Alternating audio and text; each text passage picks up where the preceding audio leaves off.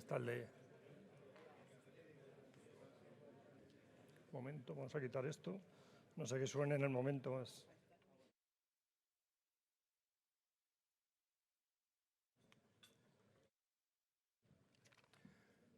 Muy bien, pues muy buenos días a todos.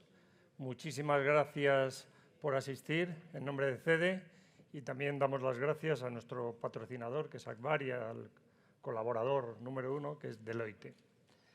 Sin más, empezamos. Tenéis en las mesas unas hojitas para hacer las preguntas a lo largo de la conferencia y, por tanto, pues están a vuestra disposición para que las utilicéis. Así que empezamos con la presentación del señor Ignacio Garralda. Yo creo que es suficientemente conocido por todos, pero bueno, vamos a dar algunos apuntes para situarnos todos. Ignacio Garralda nació en Madrid en 1951 y es licenciado en Derecho por la Universidad Complutense, así como notario en excedencia. Comenzó su carrera profesional como agente de cambio y bolsa y, tras un tiempo en la presidencia de Bancoval, decidió aventurarse en un proyecto propio e innovador junto con Salvador García Tance y Pedro Guerrero, que fundaron en 1984 ABE Asesores Bursátiles, que fue la primera empresa independiente de bancos y de cajas que se dedicó al análisis y a la intermediación financiera en España. Ignacio Garralda fue vicepresidente de esta compañía que, 15 años después de su fundación, contaba con 48 oficinas, 600 empleados, 40.000 clientes y unos activos gestionados superiores a los 700.000 millones, tranquilos, de antiguas pesetas. 700.000 euros, 700.000 millones de euros es mucho. Bien. Tras la venta de asesores bursátiles a Morgan Stanley en 1999, Ignacio Garralda, de nuevo, junto a Salvador García Tance, puso en marcha en 2001 otro proyecto pionero, que fue la Fundación Lealtad, una entidad sin ánimo de lucro cuya misión es analizar la transparencia y las buenas prácticas de las ONG para, de esta forma, facilitar las donaciones y apoyar el desarrollo como pilar del tercer sector en España. En enero de 2008 asumió la presidencia ejecutiva de Mutua Madrileña y desde entonces, y a pesar de la crisis económica y financiera vivida en España en los 5 años siguientes a su llegada del periodo 2008-2013, ha tenido un crecimiento estable y sostenible tanto en ingresos y resultados como en el valor de los activos patrimoniales, gracias al rediseño estratégico de la compañía y al fuerte proceso de diversificación emprendido, al pasar de ser una compañía de seguros casi exclusivamente centrada en el ramo del automóvil en Madrid, a estar presente también y en posiciones de liderazgo en los seguros de salud, hogar, accidentes, así como otros negocios vinculados. En julio de 2011, Mutua Madrileña firmó una alianza de banca seguros con CaixaBank y compró el 50% de Segurcaixa Adeslas, empresa que integró en su grupo empresarial, convirtiéndose así en el líder del sector asegurador en el ramo de salud. 10 años después, ha repetido la experiencia con el Corte Inglés, alcanzando un acuerdo por el que se convierte en socio para la distribución de seguros en el canal retail, tras adquirir la mayoría del capital de Seguros El Corte Inglés y entrar en el accionariado del holding y distribución. Por otro lado, Mutua inició hace 6 años su expansión internacional al adquirir la mayoría del capital de la chilena BCI Seguros, líder en seguros generales en el país andino, y posteriormente compró el 45% de la colombiana Seguros del Estado, segunda compañía del sector en el país. Además, Mutua ha entrado también con fuerza en el sector de la nueva movilidad, adquiriendo la mayoría del capital de Centauro de las plataformas, el Parking e Imbric, lanzando Voltio, su propio servicio de car sharing en Madrid, y entrando en el negocio del renting. Hoy, Grupo Mutua cuenta con 20 millones de asegurados y unos ingresos por prima superiores a los 7.300 millones, ahora sí, de euros. Desde hace 5 años es el primer grupo asegurador no vida de España y el primero también en el ramo de salud a través de Adeslas. Mutuactivos, su gestora de fondos de inversión y planes de pensiones, es la primera no bancaria del país por volumen de activos al contar con un patrimonio gestionado superior a los 9.000 millones de euros. Además, Mutua se sitúa entre las empresas de España con mejor reputación y con mejor responsabilidad social y gobierno corporativo, según los últimos rankings Merco, lo cual evidencia el esfuerzo y la emoción con la que se trabaja también este ámbito de gestión en Mutua Madrileña.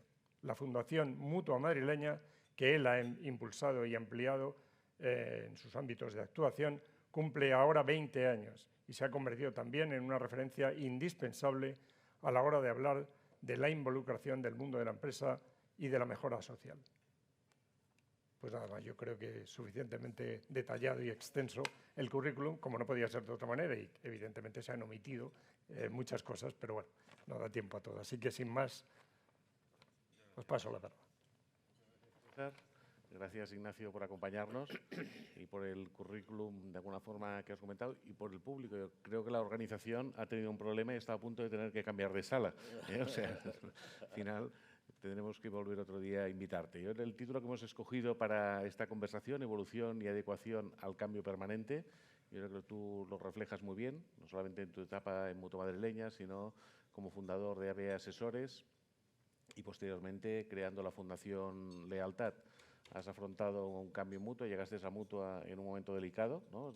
Toda la parte de la crisis financiera, y has capitaneado pues, un crecimiento muy importante. ¿Y cuáles han sido las claves de este proceso que has afrontado desde tu incorporación? Bueno, primero dar las gracias a CEDEM por este desayuno y compartir este desayuno con todos los asistentes, y espero que sea interesante para todos. Pues sí, la verdad es que cuando uno ya empieza a tener años empieza a darse cuenta de que ha hecho muchas cosas, unas bien y otras no tan bien. Pero yo entré en Mutua Madrileña en el 2008, justo en enero del 2008, que era precisamente cuando se empezó a hundir la bolsa y se hundió todo el sistema financiero, tuvo graves repercusiones como consecuencia de la crisis americana. Y eso afectó a todo el mercado y afectó también a Mutua Madrileña y a la venta de coches y a los seguros asociados a los coches. Mutua en ese momento yo creo que tenía un momento de cierta convulsión desde el punto de vista directiva. Eso hizo que se estuviese siguiendo un camino un poco, digamos, simplista de subir las tarifas dependiendo exclusivamente de la evolución del IPC de talleres, el específico de talleres, porque lógicamente los costes de los talleres era el componente más alto de gasto de la Mutua. Y eso hizo que se fuese desposicionando respecto al mercado. El mercado iba por un lado y la política esta casi automática de subida de primas pues rompió algo que era consustancial al modelo de la Mutua, que era tener unas primas de seguros realmente competitivas y bajas. Nos arriesgamos, hicimos una bajada bastante intensa de las primas para reacomodarnos a la situación histórica de la Mutua y la verdad es que tuvo muy buen efecto. Y de estar perdiendo más o menos 5.000 seguros al mes, que ya supondrían 60 o 70.000 al año, que llevábamos en ese año, en el 2008, empezamos otra vez a crecer y a coger mucho ritmo. Y eso ya nos permitió levantar el ánimo, que era muy esencial para acometer los siguientes pasos. Y el siguiente paso es el crecimiento. Y básicamente la diversificación. Empezamos a diversificar no solo en autos, nos empezamos a introducir en el ramo de seguros de salud, también en el de hogar. Y no solo hicimos el crecimiento orgánico, sino que tratamos de aprovechar la fortaleza financiera que tenía el balance de la Mutua, que era mucho. Y empezamos a hacer operaciones de alianza, no de compra, sino de alianza. A mí me gusta mucho remarcar la diferencia entre hacer una inversión y hacer una alianza. Y la que hicimos, y que nos dio una subida muy potente en el peso en el mercado asegurador, fue con CaixaBank, que tomamos ahí el 50% de Seguros Aderlas y, por tanto, un acuerdo de distribución de todos los seguros a través de esta sociedad compartida con CaixaBank. Y, además, también implicaba tener el 50% de Aderlas, que era la primera empresa de seguros de salud del país, con lo cual nos introdujimos de forma muy alta, enorme, en el ranking de salud, que pasaremos a ser ya el número 1. Después seguimos haciendo diversificación y la última parte fue básicamente con el acuerdo del Corte Inglés, que fueron la alianza con el Corte Inglés, con CaixaBank fueron 1.075 millones, la del Corte Inglés han sido 1.100 millones y nos añadimos un canal nuevo al que teníamos. Teníamos el canal directo que era típico de la Mutua, con CaixaBank, el Banca Seguros, la red más alta, más grande y más numerosa de sucursales del país, y con el canal de retail, que no teníamos nada, pues ya con el Corte Inglés hicimos eso. Después hicimos la diversificación también internacional, lo que acaban de decir.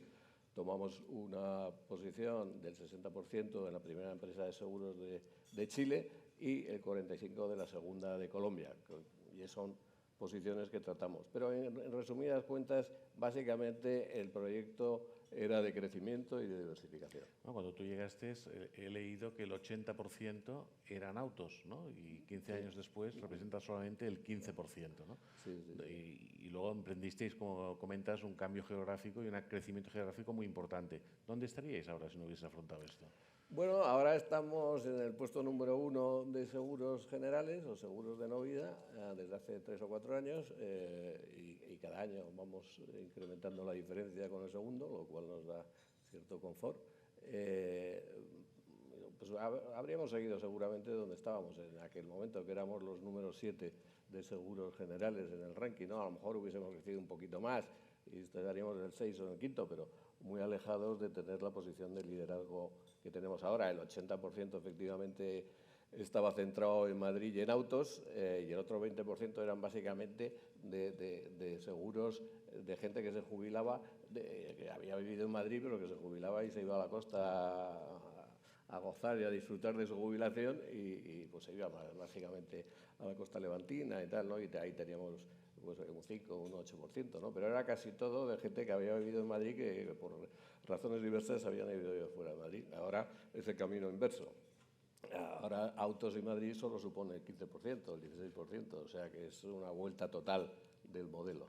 Dices una vuelta total. Esta vuelta no la hubieses podido dar sin talento, ¿no? Sin, de alguna forma, contar con los equipos, atraer talento nuevo, retener talento. ¿Cuáles han sido las claves para atraer bueno, y retener el talento? Efectivamente, este cambio cultural. Es que es esencial el talento, ¿no? Es tan esencial que si no, no se puede hacer absolutamente ningún proyecto. Yo cuando entré en el 2008, claro, he dicho antes que había cierta convulsión en la empresa, de muchos cambios de consejo de administración, muchos cambios de directores generales. Y cuando me nombran en enero del 2008, en julio me viene a ver la número 2 de la empresa, que era una mujer y ya tenía sus años y quería jubilarse, era la directora de tecnología o de informática. Y me dice, pues mira, Ignacio, que yo me quiero jubilar en diciembre y tal. Digo, bueno, pues nada, me da mucha pena que te vayas, pero bueno, pues en diciembre hablaremos cuando te vayas a ir a final de diciembre, hablaremos de las condiciones y tal. Y dice, no, casi mejor. Y hablamos ahora en julio, y me firmas un papel, y digo, hombre, pues no hace falta que le firme, y a la vuelta hablamos con otra cliente, y dice, no, si yo, es que no te fías de mí, le digo, sí, yo me fío mucho de ti. Lo que no tengo tan claro es que tú en diciembre sigas siendo el presidente de esta casa. Entonces ya me di cuenta de que la situación era de mucha movilidad. Y con esa sensación me costó bastante encontrar gente y talento que se quisiese añadir al proyecto, ¿no? Porque uno de los pesos pesados se me iba. Y también pues fui a presentarle el plan de crecimiento que tenía en la cabeza al director general de seguros en aquella época. Y el director general de seguros me dice, pues vamos a ver, la mutua, que el 80% del negocio lo tiene aquí y tal, que hace una mutua que se llama madrileña, automovilista, saliendo fuera de Madrid. Y le digo, mira, si no salgo fuera de Madrid, no viene nadie a trabajar aquí. Porque yo no puedo presentar una carrera profesional a gente talentosa si no tienen un plan de crecimiento. Yo creo que más o menos le convencí, no le convencí mucho, porque yo tenía el plan clarísimamente con o sin el beneplácito del director general de seguros, porque cumplía rigurosamente la ley, por supuesto. Pero ahí demuestras que si no tienes un plan de crecimiento, es imposible traer a la gente, ¿no? Y la gente talentosa necesita un proyecto de crecimiento bien definido y que se sienta incorporado a ese proyecto, ¿no? Y es la forma de atraer, ¿no? Hay un dicho oriental que a mí me gusta decir, que es que se dirige bien un país o una empresa si la gente que está cerca está contenta y si está lejos se siente atraída. Es esencial que los que estén lejos se sientan atraídos a un proyecto. ¿Y qué les pides a estos directivos que vienen a trabajar contigo? ¿Qué es lo que les pides? Bueno, identificación con el proyecto, ¿no?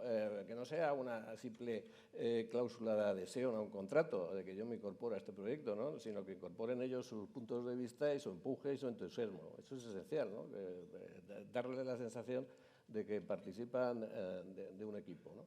Y eso pues, lo ves casi desde los primeros momentos, ¿no? Quiénes son los que tienen capacidad de empuje y quiénes son un poco más reposados, ¿no? Seguro que en todas las organizaciones tiene que haber de los dos temperamentos, o los dos caracteres, pero es muy importante que los que estén en la posición más alta tengan capacidad de empuje y sepan discernir lo que es principal de lo que es accesorio, ¿no? Y del largo plazo y del corto plazo. Nosotros en la Mutua, si hay alguna razón de que nos haya ido bien, es que siempre hemos enfocado todos los proyectos a muy largo plazo, casi todos a largo plazo. Quizá sea una de las ventajas del carácter mutual, ¿no? Que no estoy muy constreñido por resultados trimestrales y eso facilita mucho el hacer proyectos a larguísimo plazo. Volviendo al negocio, ¿cómo ha empezado el año?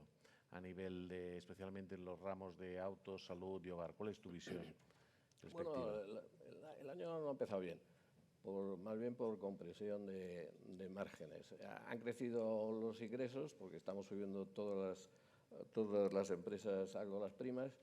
La Mutua yo creo que la que menos. Este año hemos congelado solo a un tercio de la cartera. El año pasado congelamos a la mitad de la cartera. O sea, nos cuesta congelar a todos porque la presión de los gastos ha sido tan brutal, ha subido el baremo de todos los daños personales un 8,5%, los daños materiales que son los talleres ha subido la mano de obra muchísimo y sobre todo los componentes de las piezas de coches se han disparado, crecimientos del 20 y del 30%.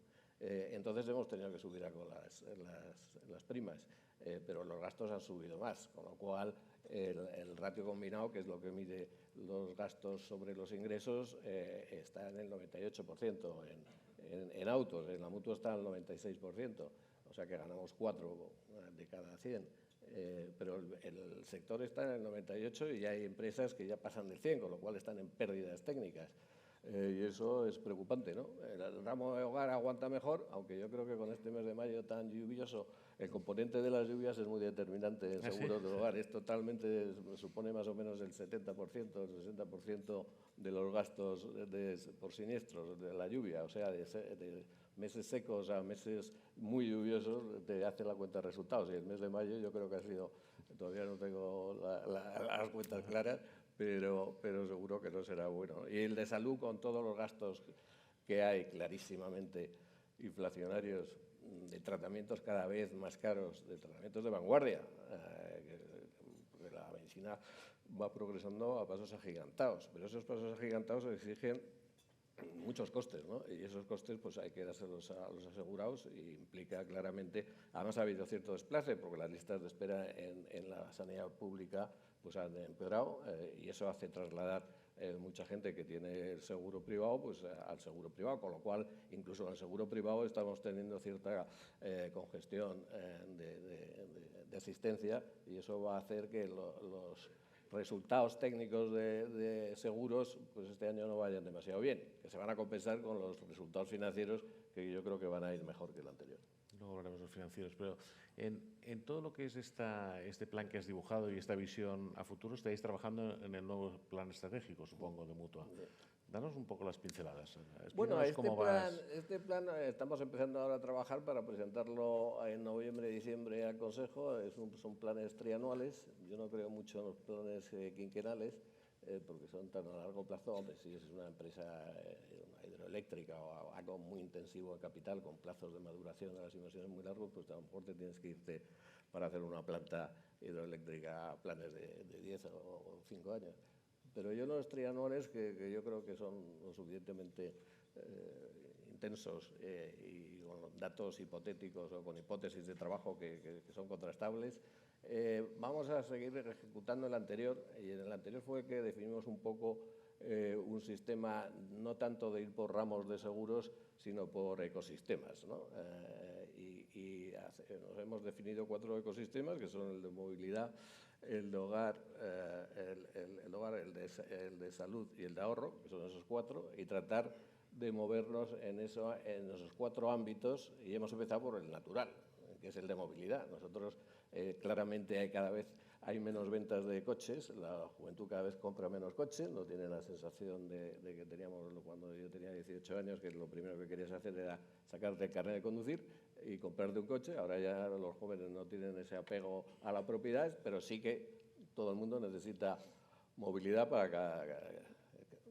viajar de un sitio a otro o trasladarse de un sitio a otro. Eso cada vez la movilidad es más. Entonces nosotros lo que tratamos es de que el ecosistema de movilidad darle todos los servicios, o satisfacer la necesidad de movilidad a nuestros asegurados. Nos sirve el aseguramiento para darle todo tipo de servicios de movilidad, sea por minutos o por horas. Por eso hemos sacado Voltio, que ahora tenemos 500 coches y a la vuelta de verano serán 1000 vehículos eléctricos, que es car sharing. Después hemos tomado una pequeña participación en Cabify para ir a través de la movilidad, a través de coche con conductor. Después, si pasamos de minutos y horas, vamos a días, es el rentacar de toda la vida, por eso debemos comprar Centauro. Y si vamos a pasos o a fases temporales más largas, como sería el renting o la suscripción, que no compras la propiedad, pero que si lo tienes durante 3 o 4 años, pues estamos tratando de llegar a acuerdos con empresas de renting o de suscripción para darle la movilidad a lo largo de todo el proceso de días o de años. Plan estratégico ambicioso. Pero déjame, antes de que entremos en mercados financieros, en el 2020 creo que pusisteis en marcha la iniciativa 12+2, ¿no? Que fue pionera en el sector asegurador. ¿No? ¿Qué balance haces? Explícanos un poco, porque fuisteis uno de los pioneros, visionarios, ¿no? Poniendo esto... No fuimos uno de los pioneros, fuimos los únicos. Ah, los únicos. Los únicos que hicieron no cobrarle los 2 meses que los coches estuvieron parados o en los garajes y que por tanto no había siniestros, aunque había algunos, ¿no? Pero la cantidad, la siniestralidad era tan baja y que los márgenes que estábamos ganando nos parecían exageradísimos, ¿no? Entonces, esos 2 meses se los regalamos, diciendo, oiga, usted la próxima renovación va a pagar lo mismo, pero en vez de darle una cobertura de 12 meses, le voy a dar una cobertura de 14 meses, regalándole los 2 que estuvo con el coche parado. Y la verdad es que fue la única empresa que lo hizo y ha sido un efecto magnífico. Bueno, los mutualistas estaban encantados con el tratamiento y esa medida que fue temporal y que costó 160 millones a la cuenta de resultados, 160 millones que desaparecieron a la cuenta de resultados porque hubo que pagar la prima de esos 2 meses, la pagamos contra nuestro balance, sigue teniendo todavía, y ya han pasado un par de años, sigue teniendo todavía efecto en la vinculación del mutualista con la mutua. O sea, la vinculación, no hay ninguna empresa de seguros que tenga el grado de fidelidad que tienen los mutualistas con la mutua madrileña, que más o menos es el 92%, que es un 8% de abandono visto desde el otro lado. Y eso, la industria, no hay estadísticas de la industria del ratio de abandono, pero se parece que está alrededor de un 20%. O sea, nosotros tenemos el 92% y en Madrid el abandono es del 3 o 4%. O sea, fuera de Madrid, lógicamente, que hay menos vinculación con Mutua Madrileña en todos nuestros clientes de fuera, pues está en el 12%. Pero la total es el 8% versus el 20%. Y esa fidelidad, no cabe duda que se vio reforzada con la medida del 12+2. Bueno, has hablado de los resultados financieros antes, que serían muy importantes de cara a la cuenta de explotación. El 2023 parecía que empezaba, 2022 malo, 2023 parecía que empezaba bien, pero también mal. ¿Cuáles son tu pronóstico de los mercados financieros en el 2023? Bueno, empezó muy bien, vino el escándalo del Silicon Valley y Credit Suisse, que nos dejó a todos un poco perplejos de cómo las corridas bancarias pueden afectar tanto a los bancos, y eso cambió un poco el sentimiento del mercado, ¿no? Sobre todo en el sector bancario, que era el más afectado, y eso hizo languidecer un poco el ambiente alcista de los 2 primeros meses del 23. Yo creo que ahora en la parte bancaria, yo creo que todos los bancos centrales y el BCE está estudiando darle más importancia a la liquidez de los bancos. No tiene nada que ver con el coeficiente de liquidez de activos sobre pasivos líquidos, pues es un poco rudimentario. Por supuesto que hay que ver cuál es el balance de los activos y el plazo de maduración de los activos y el plazo de maduración de los depósitos, pero lo que se ha visto es que hay que ver dónde están los depósitos, la estructura de los depósitos, si son mayoristas, si son empresas o instituciones, o si son minoristas. Y dentro de los minoristas, aquellos que están por debajo de la cobertura del depósito bancario, de 100.000 euros en nuestro caso, de los que están por encima, ¿no? Y todo eso, esa estructura, es importante conocerla, y sabiendo sobre todo que hoy con la banca digital, que es lo que le pasó a Silicon Valley, en 8 horas le volaron 40.000 millones de dólares, en 8 horas, y todo con el móvil. Entonces eso lógicamente habrá nuevas normas de Banco Central Europeo y internacionales, pero bueno, yo creo que ahora el mercado, el sector bancario ha subido y se está recomponiendo bastante bien, pero yo creo que con las medidas de subida de los tipos de interés, antes o después tiene que afectar algo a la bolsa, ¿no? Le ha afectado poco, pero a los beneficios empresariales, que cuando entreguen ahora el segundo trimestre de los resultados trimestrales o semestrales en este caso, se verá si realmente ya los beneficios empresariales deberían empezarse a notar, con lo cual yo digamos que soy muy prudente en la renta variable. Fuiste, como explicaba, como recordaba César, en los 80 fundaste AB Asesores Bursátiles, que fue la primera, ¿no?, de empresa independiente de bancos y cajas de ahorros. ¿Qué cambios has observado en estos 40 años desde la fundación de AB? ¿Cómo ha evolucionado el mercado? Hombre, yo creo que ha evolucionado muchísimo desde el punto de vista también de los propios intermediarios, que ya tienen muchísimo más llegada a los inversores. El mercado de gestión de activos y de gestión de patrimonio se ha desarrollado muchísimo.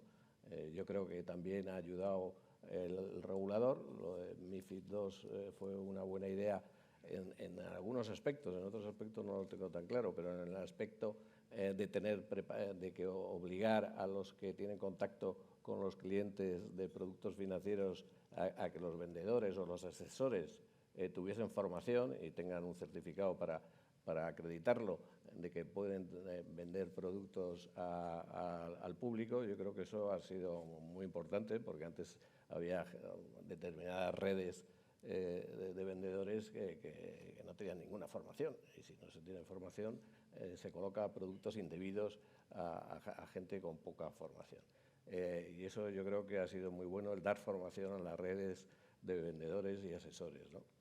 Y después también los test de idoneidad y de conveniencia pues son muy buenos, porque también al estar obligado a hacer una serie de preguntas al cliente, ves un poco primero si tiene ciencia, o sea, cuál es el conocimiento financiero que tiene, si tiene experiencia, y después también, lógicamente, ves cuál es su perfil de riesgo.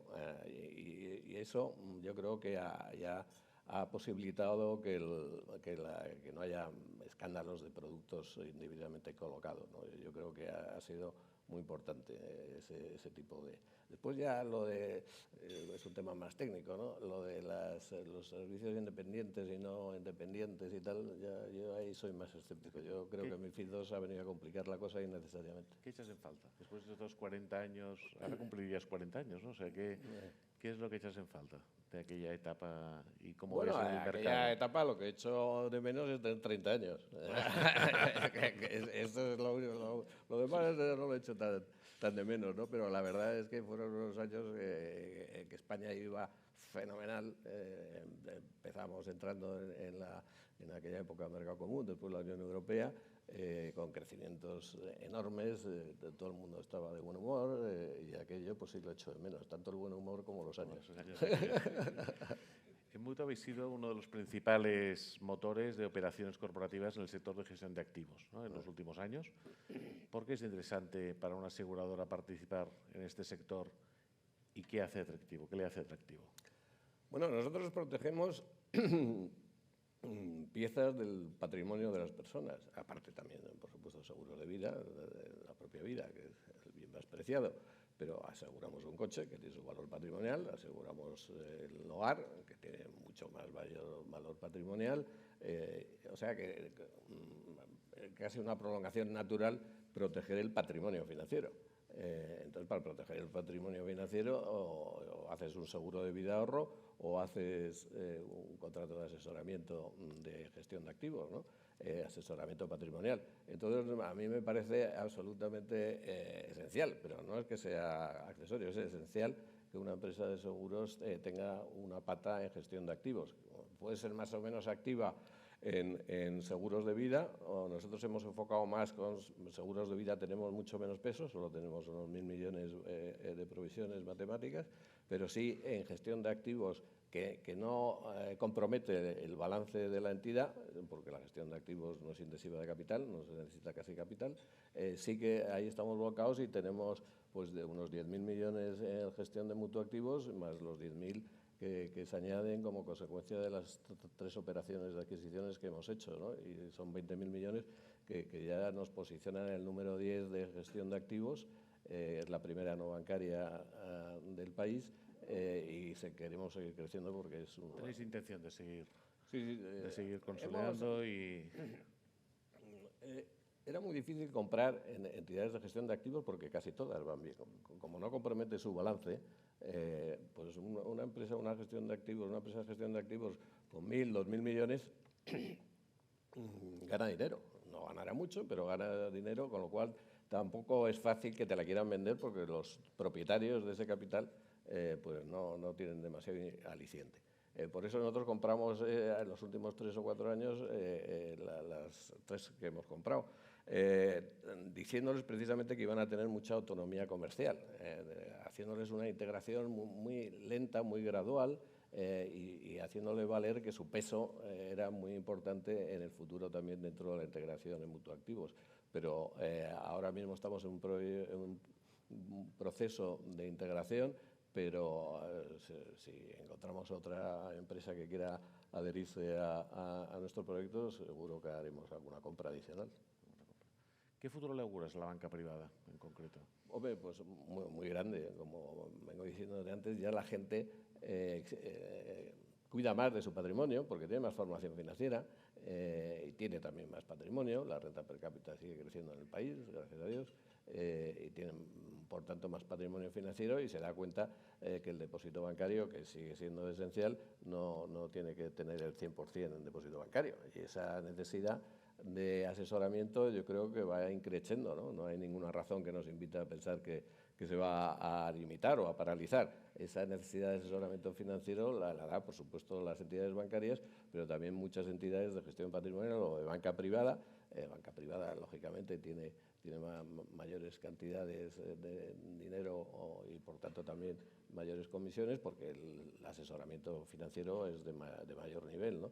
Pero a la banca privada le auguro un magnífico futuro. Muchas compañías están siguiendo la estela de Mutua, ¿no? En lo que es toda la gestión de activos, fundamentalmente en lo que son los productos de vida y ahorro, ¿no? Con la subida de los tipos de interés, ¿Cómo estáis aprovechando estas rentabilidades y qué vais a ofrecer a los clientes para competir con la banca directamente? Bueno, nosotros... O sea, hay una guerra ahora en todo el tema de depósitos, ha empezado Sí, ING, sí, yo creo sí, que sí, va a haber, ahora el mercado se va a animar, ¿no? Con lo Bueno, cual... eso es la vida, ¿no? Yo creo que ahora se ha abierto un mercado que estaba cerrado, con tipos cero. ¿Qué garantía nos vas a garantizar el 0,01? No te has quedado sin clientela. Ahora mismo, con tipos que vuelven otra vez al 4 o al 5%, pues ya hay un hueco. Hay un hueco tanto para gestión de activos como para vida ahorro, ¿no? En vida ahorro ya, pues todas las empresas de seguros, pues estamos colocando productos ya que garantizan un 3% o algo así, ¿no? Que es suficientemente atractivo, aunque si lo comparas con la inflación, pues todavía no es demasiado estimulante, pero no cabe duda de que ya son tipos de interés y los depósitos bancarios todavía no han arrancado para el minorista, han arrancado para instituciones y quizá para banca privada de alto nivel, pero ese hueco pues es razonablemente, es razonable que se vaya cubriendo. Muy bien. Hablamos de pensiones, luego hay muchas preguntas, algunas de tenis, otras de pensiones. Recientemente la reforma del sistema de pensiones ha puesto de manifiesto la necesidad de fomentar cada vez más la apuesta por los planes de pensiones privados. Pero a los españoles nos cuesta mucho, ¿no?, invertir en lo que es el ahorro privado. ¿Qué soluciones propones o cómo lo ves? Bueno, yo creo que efectivamente nos cuesta. Nos cuesta básicamente porque también el sistema de pensiones español, para los niveles españoles, pues es generoso, porque la tasa de sustitución, o sea, la primera jubilación es el 80% respecto al último salario. Con lo cual es de las tasas más altas, no sé, creo que era la segunda más alta de la OCDE. Entonces, cuando tienes el 80% de jubilación asegurada por el Estado, tampoco tienes muchos alicientes para ahorrar, porque el 20% que no vas a recibir, porque cuando tienes 80 años, pues viajas menos y haces menos planes y te puedes perfectamente apretar el cinturón por ese 20%. Pero esa tasa no es mantenible, esa tasa tiene que bajar. Y cuando la gente sepa que va a bajar y que sea consciente de que va a bajar, pues ahorrará más. Yo creo que ahora mismo ha subido las pensiones un 8,5%, son una subida muy alta, pero ese ritmo no puede ir, yo creo, para el futuro asegurado, porque no hay dinero en el país. Entonces, yo creo que hubo un proyecto de comunicar por carta a todos los españoles en la época de Rajoy que le iba a corresponder de jubilación, pero al final, por razones políticas, no se llevó a buen término, ¿no? Pero yo creo que lo que es necesario es tener el conocimiento de que los que tienen ahora 30, 40 años o empiezan a ahorrar o van a tener problemas en su jubilación, ¿no? Yo creo que los que están en 60 para adelante no van a tener problemas, pero para la juventud yo creo que cuanto antes se le diga que tiene que ahorrar, mejor. Mejor que empiecen. Comentábamos antes que has sido fundador de la Fundación Lealtad. Este año también cumple 20 años la Fundación Mutua Madrileña. Siempre has dicho que es importante invertir una parte de los beneficios, ¿no?, contribuir a la parte más social, ¿no? ¿Cómo lo ves esto? Explícanos un poco cuál es tu visión. Bueno, la visión, nosotros, ABE Asesores empezó haciendo análisis de empresas y ese análisis lo vendíamos a los que lo requerían más, que eran los inversores extranjeros. Los inversores extranjeros venían a la bolsa española, pero nos decían que no había información, que no podían invertir, que estaban deseosos de invertir en España, porque acabamos de entrar en la Unión Europea, en el mercado común en aquella época, pero que no había análisis. Solo lo daba un poco el Banco Urquijo y el Banco Hispano. Eran los únicos que hacían.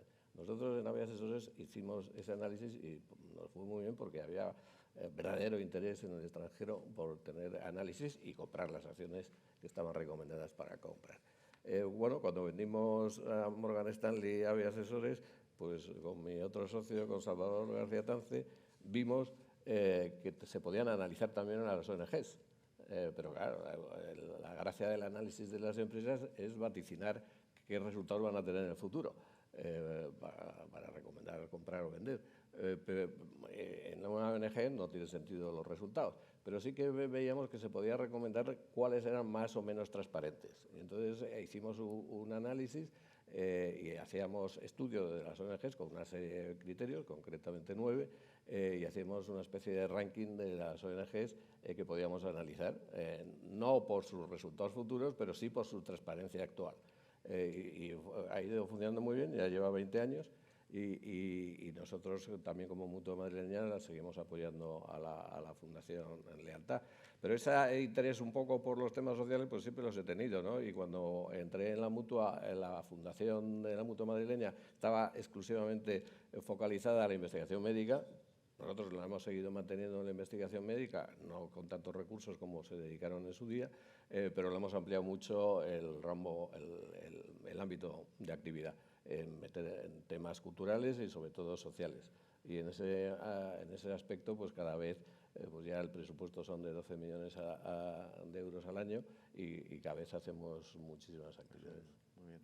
Hay muchísimas preguntas del público, vamos a intentar sintetizarlas. Déjame que empiece por una tenista aficionada, que dice que gracias por sponsorizar el Open Mutua. ¿Qué crees que aporta el Open Mutua en términos de negocio Mutua Madrileña? O sea, ¿por qué esta apuesta tan fuerte? Bueno, nosotros, como casi todos los patrocinadores, encargamos estudios para ver cuál es el impacto de los patrocinios y si son rentables o no. Hay firmas especializadas en eso. A mí todavía no me han dado el de este que acaba de cerrar porque tardan 2 o 3 meses en hacer los análisis. A nosotros concretamente nos dicen que si hay un español que llega a semifinales es rentable. Que si no hay si los españoles caen en cuartos de final, ya la cosa no está muy clara. Pero aparte de esos análisis que son con unas métricas relativamente, no digo dudosas, pero que a mí tampoco me dejan muy seguro de su fiabilidad, lo que está claro es que la permanencia de los patrocinios paga, en el sentido que a nosotros al principio todo el mundo hablaba del Open de Madrid, de la Caja Mágica, del Máster de Madrid, y ahora ya casi todo el mundo habla del Mutua. Y habla del Mutua y ya se da por hecho que es el tenis y que vas a ir al Mutua, el Mutua Open y tal.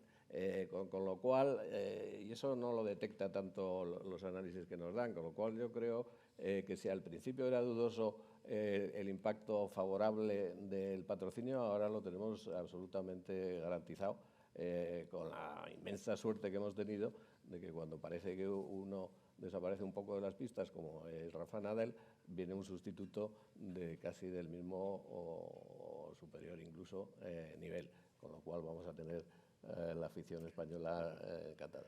Muy bien. Comenta un oyente que Ignacio Garralda es un emprendedor pionero en España. ¿Cómo ves el papel de la innovación y del emprendimiento en la economía? ¿Puede Madrid ser la capital de la innovación de España? Hombre, yo creo que hay mimbres para hacerlo, ¿no? Quizá Barcelona tiene más, no sé si llamarle ecosistema emprendedor que Madrid, pero yo creo que Madrid, con el Madrid South Summit que se ha hecho la semana pasada, pues que empezó el Madrid South Summit, quiero recordar que empezó en la Mutua Madrileña, en los jardines de la Mutua Madrileña, hace 10 años me parece, con María Benjumea, que lo vino a inaugurar en aquella época el Príncipe. Nosotros hemos hecho mucho seguimiento de las startups. Se hizo en los jardines de la Mutua 2 años, después ya se fue a la Plaza de Toros y ahora a una sede muchísimo más grande en Villaverde. Con lo cual nosotros tratamos dentro de la propia Mutua de hacer el emprendimiento hacemos un día de innovación con todos los empleados de la Mutua por equipos, y hay equipos finalistas y al final se entregan una serie de premios con su jurado correspondiente de todos los proyectos de innovación por parte de la plantilla de la Mutua. Y aparte hemos hecho un Mutua Venture Fund con una aportación de capital de 50 millones de euros para buscar startups en la medida de lo posible relacionadas con todos los ecosistemas en los que queremos trabajar, ¿no? Con lo cual, tanto por el emprendimiento externo como el interno, pues le damos muchísima importancia. ¿Qué mensaje les darías a las nuevas generaciones, a los nuevos líderes estos que empiezas? ¿Qué consejos o mensajes les darías? Bueno, yo creo que es importante el definir qué es lo que quieres ser en la vida, ¿no? Y cuál es tu carrera profesional. Que no quiere decir que la carrera profesional sea monolítica, en el sentido de que tengas una empresa y no saltes de empresa. Yo creo que es muy bueno cambiar de empresa y, por tanto, hay que tener una formación bastante versátil, ¿no? En el sentido de que puedas cambiar, porque la vida te va dando cambios que tú no has previsto, ¿no? Yo empecé de agente de bolsa y con Isabel Estapé, que nos acompaña hoy, desde mi misma promoción, y yo pensaba ser toda mi vida agente de bolsa. Después empezaron los cambios y he ido pasando pues, de bolsa, un poco también por banca y también en seguros. Pero hay que tener absoluta versatilidad y con ganas de aprender en el siguiente paso profesional, pero siempre con un grado de cierta ambición, ¿no? Yo creo que hay que ser ambicioso en el buen sentido de la palabra, porque si no, pues te quedas y languideces. Me preguntan varias preguntas sobre el tema de las pensiones, fiscalidad de las pensiones, cómo ves la fiscalidad de las pensiones, cómo la ves y qué tendríamos que hacer para mejorar y qué otros productos relacionados con el tema de las pensiones va a haber para fomentar de alguna forma toda esta parte. Bueno, yo creo que las pensiones ha sido el patito feo del sistema financiero español. O sea, se ha desarrollado muy poco,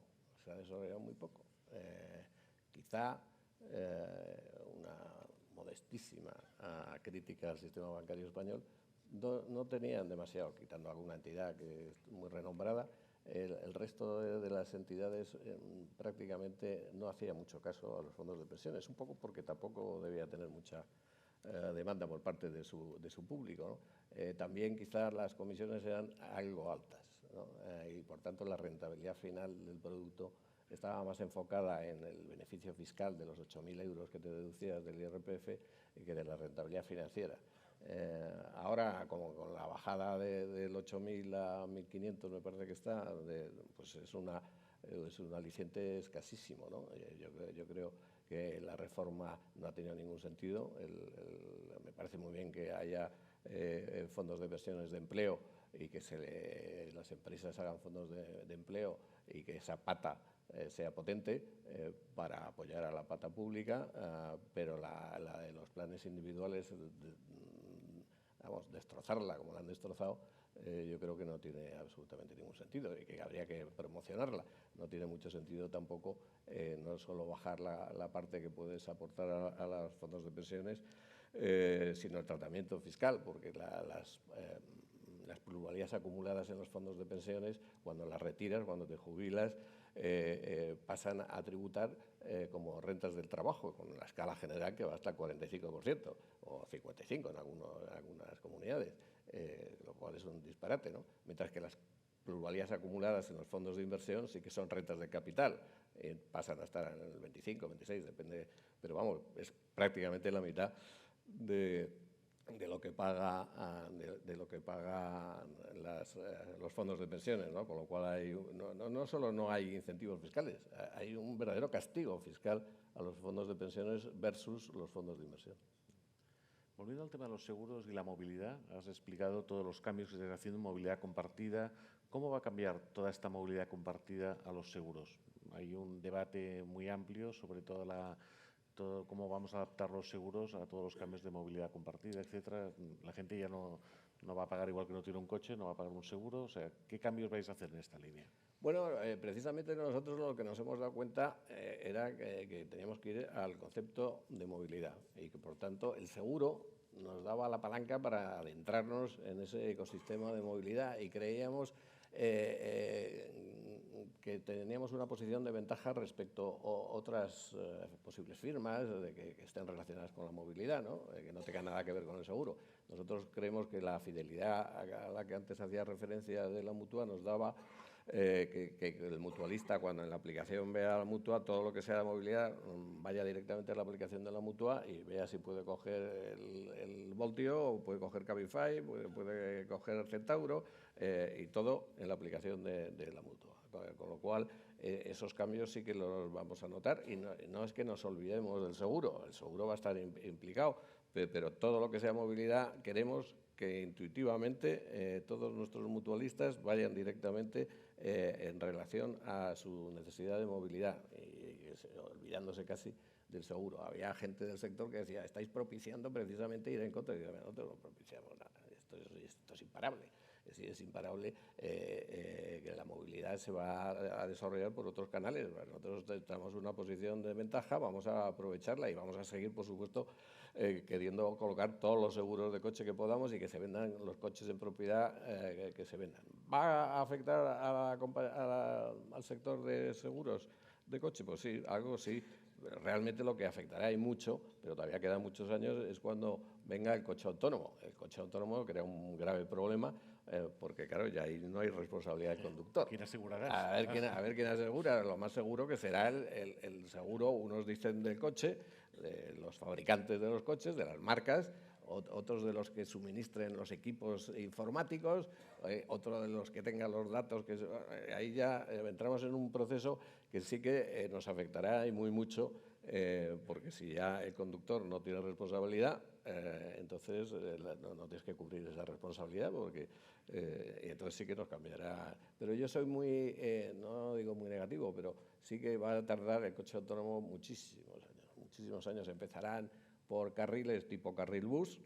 El carril bus, pues habrá un carril de que vayan coches sin conductor y sin tocar en grado de automatización 5, que es cuando el conductor no hace absolutamente nada. Pero para eso se tienen que desarrollar muchísimos 5G, una cantidad de adelantos técnicos, pero que será compatible con el resto de los coches. O sea, seguramente convivirán años y años carriles automatizados con carriles tradicionales. Esto viene un poco a colación con la siguiente pregunta. Debe ser muchos clientes que dicen que es evidente el cambio que has hecho en la Mutua en cuanto a la digitalización, que habéis empezado un proceso muy importante. ¿Cuáles crees que han sido las claves del éxito? Bueno, es esencial porque tú, cuando quieres tener una buena relación con el cliente, tienes que conocer el cliente para conocer sus necesidades. Lo que quieres es realmente, al cliente le quieres mucho, pero lo que quieres saber es cuáles son las necesidades del cliente. Y las necesidades del cliente las detectas o incluso te anticipas si tienes buenos datos. Y como hoy en día tenemos datos por todos los lados, el tener la capacidad de acoger esos datos, de sintetizarlos, de analizarlos, de ver cuáles son útiles y cuáles son inútiles, y todo eso es esencial. Por tanto, la digitalización es la pieza nuclear para dar ese buen servicio. Y nosotros ya el 86% de todos nuestros servicios ya pueden ser digitales, ¿no? Y ahora más o menos el 40% de los seguros han pasado por algún paso digital. Después muchos ya cierran telefónicamente, pero han estado navegando el 40% de los casos digitalmente, ¿no? El 55% de los siniestros ya se hacen, los partes ya se hacen vía digital, y el 22 o 23% de las asistencias en carretera también son digitales. Ahí, cuando estás con el coche aparcado, confías menos en el aparato que en la llamada, ¿no? Sigue siendo todavía más telefónica, porque como estás tirado en la carretera, quieres que alguien te conteste en ese momento, y que te dé cambio. Pero vamos, el 22%, y va creciendo, cada vez será más digital. O sea, que es imposible dar un buen servicio al cliente si no tienes esa cantidad de datos. Nos preguntan sobre la hipoteca inversa. Dice que cada vez más está creciendo este tipo de producto para mejorar las rentas de jubilación. ¿Va a apostar Mutua? ¿Cómo veis el producto este? Y si vais a apostar vosotros por este tipo de instrumentos. Bueno, nosotros, ahí tiene mucha experiencia la banca, ¿no? Nosotros, en principio, hipotecas no hacemos, ¿no? Ni préstamos financieros a nuestros clientes. Hubo una época, antes de entrar yo, que había una pequeña cartera. En algún momento la Mutua debió dar hipotecas, pero muy poquitas, y lo paramos. Básicamente por un problema que se nos plantea, de vez en cuando se nos plantea, ¿no? Que si tú haces hipotecas y tienes que ser profesional, tienes que desahuciar. Si no te pagan, tienes que desahuciar. Y ese era un tema que no nos gustaba. Entonces, por eso el tema de hipotecas lo hemos dejado totalmente al margen, porque al fin y al cabo es una mutua y no queríamos meternos en ese campo.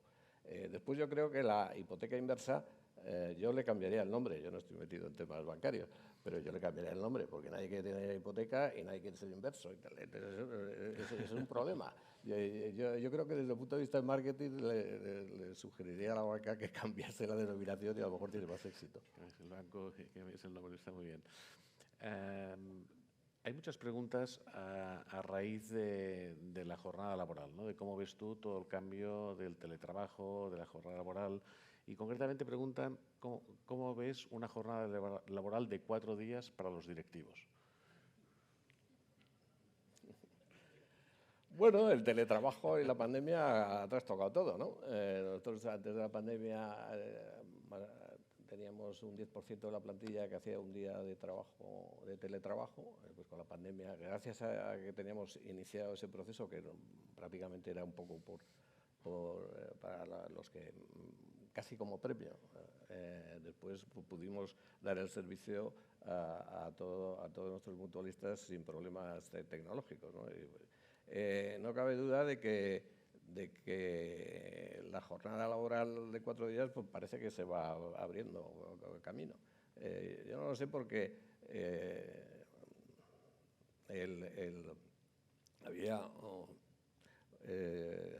esto ya viene desde hace mucho. Hubo un autor que era Tomás Moro, que escribió ya en 1516 que la jornada laboral debía ser de 6 horas. Como en aquella época se trabajaban 6 días, pues 6 por 6, 36. Pero el libro se llamaba Utopía, todos sabemos, en 1516. O sea, pero, bueno, pues a mí no me parece mal lo de las 36 horas, pero yo creo que todavía le queda recorrido, ¿no? Y ahora mismo de 40 horas pasar a 36 manteniendo el salario es difícil. Todos los experimentos que se han dado, la gente quiere pasar de 40 a 36 pero manteniendo el 100% del salario, y eso me parece poco compatible. Es complicado. Hay muchísimas preguntas, Ignacio, tendremos que invitarte otro día, o sea que muchísimas gracias por acompañarnos, gracias a todos los que habéis participado, los que habéis asistido. Y en nombre de CEDE, de las entidades, de todos, pues como decíamos, gracias por acompañarnos, por estar con nosotros y por apoyar siempre la entidad. Muchas gracias. Muchas gracias.